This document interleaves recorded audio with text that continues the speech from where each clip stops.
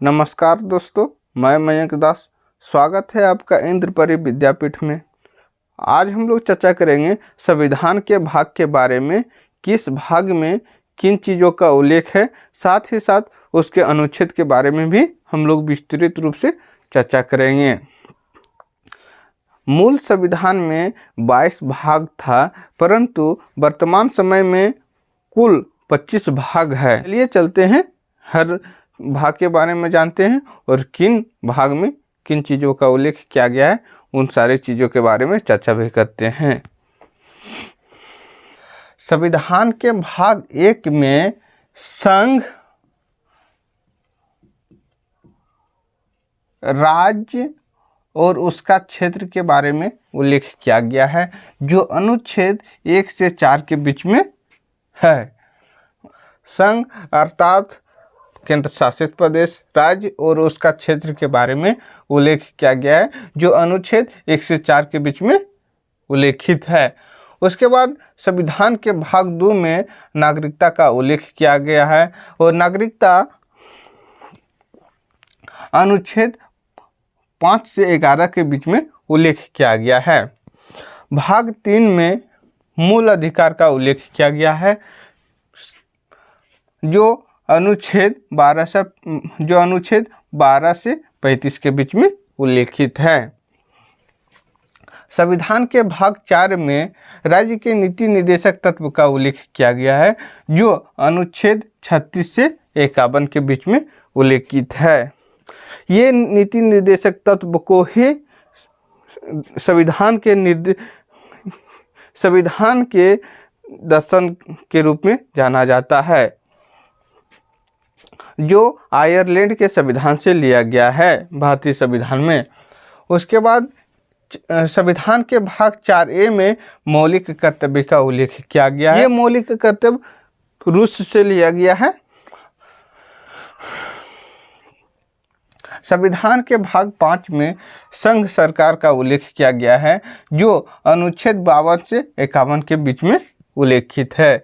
संघ सरकार अर्थात केंद्र सरकार में कार्यपालिका, संसद, राष्ट्रपति की विधायी शक्ति, संघ की न्यायपालिका, भारत के नियंत्रक एवं महालेखा परीक्षक, इन सारी चीज़ों का उल्लेख केंद्र सरकार के रूप में होता है, जो संविधान के अनुच्छेद 52 से लेकर 151 तक में उल्लेखित है। संविधान के भाग 6 में राज्य सरकार का उल्लेख है, जो अनुच्छेद 152 में उल्लेखित है। संविधान के भाग 7 में राज्य से संबंधित पहली अनुसूची का खंड का उल्लेख किया गया है, जो अनुच्छेद 238 में उल्लेखित है। हालांकि इनका संविधान संशोधन के माध्यम से इन संविधान के भाग 7 को हटा दिया गया है। उसके बाद संविधान के भाग 8 में संघ राज्य क्षेत्र का उल्लेख किया गया है, अर्थात जो केंद्र शासित प्रदेश है उनका उल्लेख संविधान के भाग 8 में उल्लेख किया गया है। ये भी थोड़ा इम्पोर्टेंट है, इसको भी आप लोग थोड़ा ध्यान ज़्यादा तौर पर रखिएगा, क्योंकि ये एग्जाम में पूछ सकता है, जो अनुच्छेद 239 से लेकर 242 तक में उल्लेखित है। उसके बाद संविधान के भाग 9 में पंचायत का उल्लेख है, जो अनुच्छेद 243 से लेकर 243(9) तक में उल्लेखित है। उसके बाद संविधान के भाग 9 में नगर पालिका का उल्लेख किया गया है, जो अनुच्छेद 243 से लेकर 243(6) तक में उल्लेखित है। उसके बाद संविधान के भाग 9 में सहकारी समिति का उल्लेख किया गया है। ये जो सहकारी समिति है उसका उल्लेख संविधान के अनुच्छेद 243 ZH से लेकर ZT में किया गया है। आप लोग यहाँ ध्यान रखिए, संविधान के भाग 9 में पंचायत का उल्लेख किया गया है, 9 में नगर पालिका का, 9 में सहकारी समिति का उल्लेख किया गया है। उसके बाद संविधान के भाग 10 में अनुसूचित जाति और जनजाति क्षेत्र का उल्लेख किया गया है, जो अनुच्छेद 244 से लेकर 245 के बीच में उल्लेखित है। उसके बाद संविधान के भाग 11 में संघ और राज्य के बीच जो संबंध होता है, केंद्र सरकार और राज्य सरकार के बीच में जो संबंध है, उनका उल्लेख संविधान के भाग 11 में किया गया है।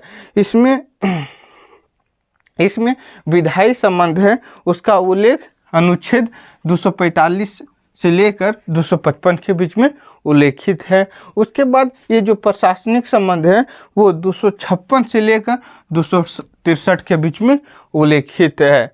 उसके बाद संविधान के भाग 12 में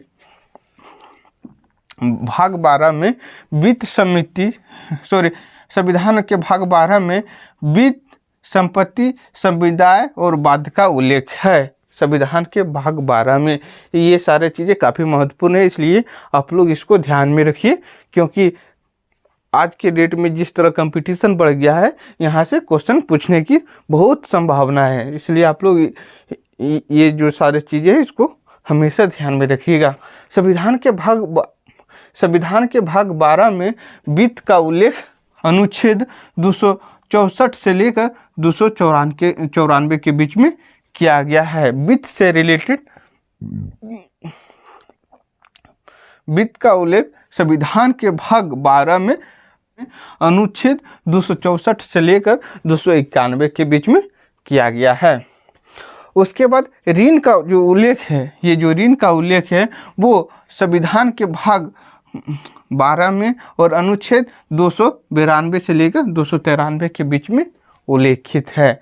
उसके बाद संपत्ति, समुदाय, अधिकार और बाध्य का जो उल्लेख है वो संविधान के भाग 12 में अनुच्छेद 294 से लेकर 300 के बीच में उल्लेखित है। उसके बाद ये जो संपत्ति का अधिकार है वो भी संविधान के भाग 12 में अनुच्छेद 300 को में उल्लेखित है। 42वें संपत्ति का अधिकार पहले मूल अधिकार था, जिसको 42वें संविधान संशोधन अधिनियम 1976 के द्वारा 42वें संविधान संशोधन अधिनियम 1976 के द्वारा संपत्ति का अधिकार मूल अधिकार से हटा दिया गया था। अभी वर्तमान में संपत्ति का अधिकार संविधान के भाग 12 में अनुच्छेद 300 को में उल्लेखित है। उसके बाद भाग 13 में राज्य के क्षेत्र के भीतर व्यापार, वाणिज्य और समागम का उल्लेख किया गया है। इस बार 67वीं जो पोस्टपोन एग्जाम हुआ था उसमें इससे संबंधित एक क्वेश्चन पूछ दिया था। ये जो शायद व्यापार से रिलेटेड ही क्वेश्चन था कि संविधान के किस अनुच्छेद में उल्लेख किया गया है, ये यहीं से सवाल था। इसलिए हम लोगों का ये फर्ज है कि सारे चीज़ों को बहुत अच्छी तरह से देखें ताकि एग्जाम में नहीं छूटे। संविधान के भाग 13 में राज्य के भीतर व्यापार, वाणिज्य और समागम का उल्लेख किया गया है, जो अनुच्छेद 301 से लेकर 307 के बीच में उल्लेखित है। उसके बाद भाग 14 में संघ और राज्य क्षेत्र के अधीन जो सेवाएं हैं, जो सर्विस है, उसका उल्लेख भाग 14 में अनुच्छेद 338 से लेकर 323 के बीच में उल्लेख किया गया है। उसके बाद संविधान के भाग 14 को में अधिकरण का उल्लेख किया गया है, जो अनुच्छेद 323 को से लेकर 323 खो तक के बीच में उल्लेख किया गया है। उसके बाद संविधान के भाग 15 में निर्वाचन का उल्लेख किया गया है। निर्वाचन का जो इलेक्शन होता है उसका उल्लेख किया गया है। संविधान के भाग 12 में ये भी बहुत इम्पोर्टेंट है। ये भी इम्पोर्टेंट तो बहुत सारा इम्पोर्टेंट ही है, थोड़ा विशेष ध्यान देना है। निर्वाचन का उल्लेख संविधान के भाग 15 में किया गया है, जो अनुच्छेद 324 से लेकर 329 के बीच में उल्लेखित है।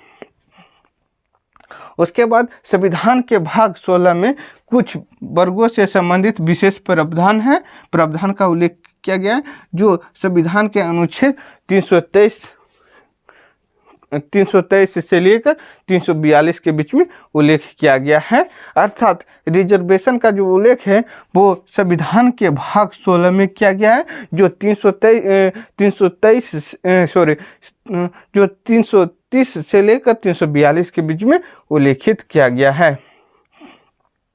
उसके बाद भाग 17 में राजभाषा का उल्लेख किया गया है, जो 343 से लेकर 351 के बीच में उल्लेखित किया गया है। उसके बाद आपातकाल अर्थात इमरजेंसी, आप लोग इमरजेंसी बहुत जल्दी समझ जाते होंगे, इसलिए मैं आपातकाल और इमरजेंसी दोनों शब्दों का उपयोग कर रहा हूँ। 1975 में इंदिरा गांधी की सरकार आंतरिक आपातकाल लगाया था। ये एक विवादपूर्ण विषय भी रह चुका है। आपातकाल का उल्लेख संविधान के भाग 18 में किया गया है, जो अनुच्छेद 352 से लेकर 360 के बीच में उल्लेख किया गया है। परिकीर्णन का उल्लेख 361 से लेकर 367 के बीच में किया गया है।